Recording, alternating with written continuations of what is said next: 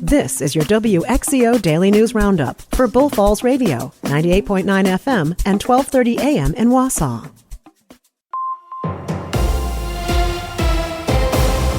Civic Media News. I'm Terry Bell. Here's what Wisconsin needs to know. Wisconsin has a new missing child alert system. The Purple Alert System is meant to fill gaps in the Amber Alert System. The Prince Act that Governor Evers signed yesterday expanded the definition of a person at risk to include children. The Prince Act is named after 5-year-old Prince McCree, who was killed in Milwaukee last year.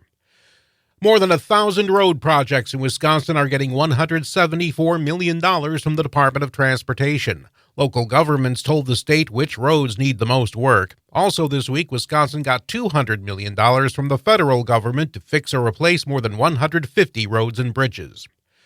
Wisconsin ranks near the bottom of the nation when it comes to state investment in four-year education.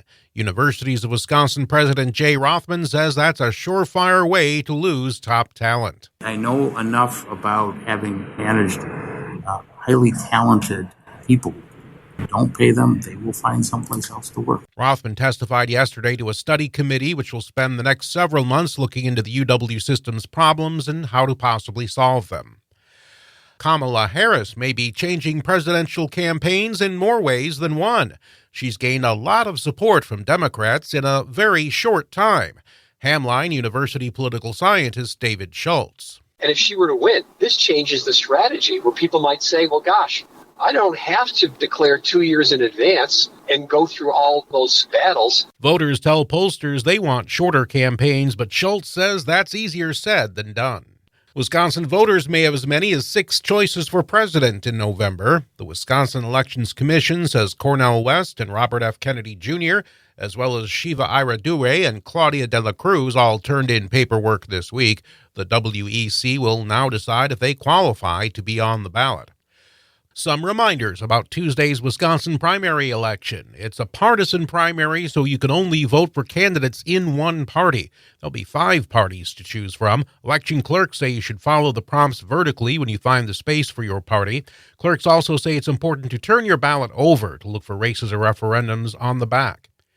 I'm Terry Bell, Civic Media News. Here's what you need to know closer to home. For WXCO News, I'm Brittany Merlot. Not 1, not 2, but 3 fires occurred just outside of Wausau early yesterday morning. Police have arrested someone in connection to them. The tidal wave in Weston that just opened 2 weeks ago has fire damage to the building's backside door and wall after a cardboard box loaded with spray cans was used to start the fire. The other fires in the area were set to a shed and also the Wausau Noon Optimist Club's Elephant Ear stand. And the Mountain Bay Metropolitan Police Department has also acquired several items of lost property from Weston, Schofield, and Rothschild. If you have any lost property within the past 90 days, please contact them at 715-359-3333. A recent study shows that over 10% of the state's fire departments had at least one instance last year of not responding to a service call. One option, consolidating resources with other departments. But such actions would require a change in state law. After Minocqua's last referendum failed earlier this year, the town is once again asking for an increase in the tax levy. This time, though, they're asking for a $750,000 levy increase. It's funding that they say will go a long way in paying for important services. If the referendum passes in the August 13th primary, it would mean a $39 increase in property taxes for every $100,000 of value. Town leaders say it's important to keep up with services like road work and law enforcement. A supervisor says that the current levy, which is from the 90s, is no longer able to keep up with inflation. He said he's not sure what services may be reduced if the referendum fails, but no matter what, it would not be good for the town. Back in March, a $900,000 levy increase failed by a margin of just 12 votes. If the referendum passes, it will be ready for the 2025 budget. And the Wisconsin fall primary is on Tuesday. X Roads 41 added grandstands, revamped the entrance, and spent over $2 million to get Oshkosh Festival Park off of I-41 ready for a new music festival. It's all about that customer experience. From the moment when they turn right into your driveway to when they leave that evening or at the end of the show on Saturday night. X Roads 41 will be rocking tonight with Brooks and Dunn headlining, and tomorrow, Journey takes the stage.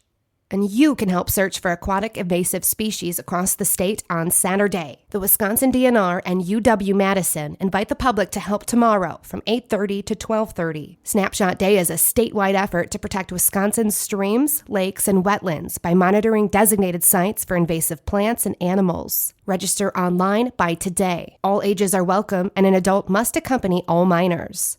After 173 years, the Wisconsin State Fair still draws thousands of people to the West Allis area. Tess Kirkson, Director of Public Relations, says they keep changing with the times. We're really starting to dip into comedians on our State Fair main stage and really just trying to bring in new things. We have a karaoke stage this year. We have a game room, just some really different things that keep fairgoers coming back year after year. But then they're also coming for those same amazing traditions like the giant slide and a cream puff. This year's State Fair runs through Sunday.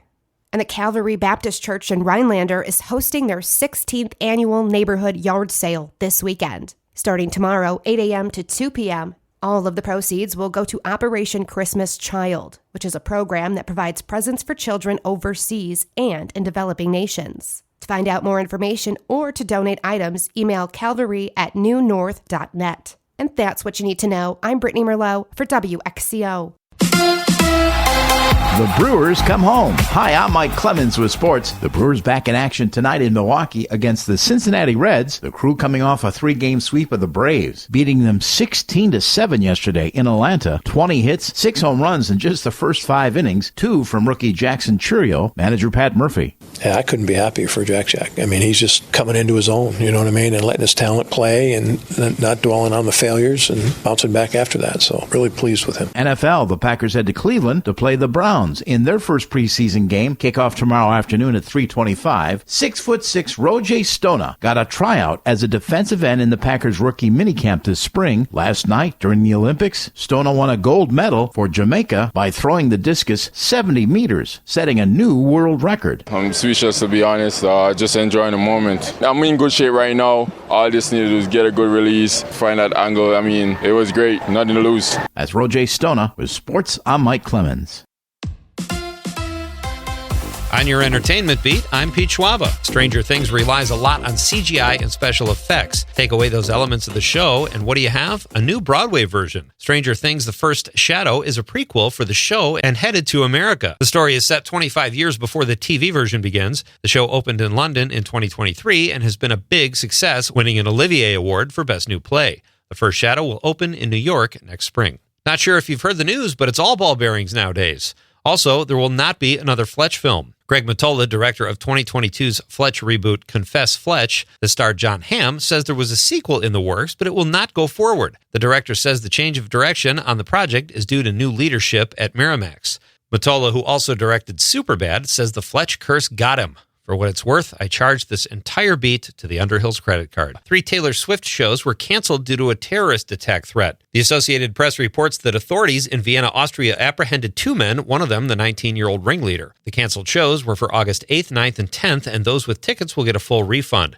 Reps for Taylor Swift have not commented yet on the incident. The Swift Eras Tour has spanned 145 shows in 5 continents. It started in 2023 and is scheduled to end in Vancouver in December. There is drama on the set of the new Bridget Jones film. The shooting schedule was disrupted by bats. Experts say their habitat was disrupted by the filming in Keswick, Cumbria. That was almost enough to distract fans from the fact that Colin Firth's character, Mark Darcy, is returning for the 4th installment of the franchise. Apparently, Firth's return has been planned for a while, but they were hoping to keep it a secret. Bridget Jones' Mad About the Boy is expected in theaters in February of 2025. Here are some weekend movie suggestions. The Blake Lively film It Ends With Us is a romantic drama receiving mostly good reviews. It Ends With Us is adapted from the novel of the same name by Colleen Hoover. Borderlands is a sci-fi adventure about an intergalactic bounty hunter with a sketchy past and a ragtag team of misfits that are charged with saving the galaxy. The film is based on one of the most popular video games of all time. The film is pulling a 3% on Rotten Tomatoes, so you might want to steer clear or hope you're in the 3%. And if you're looking for a movie about lip syncing before it was cool or even accepted,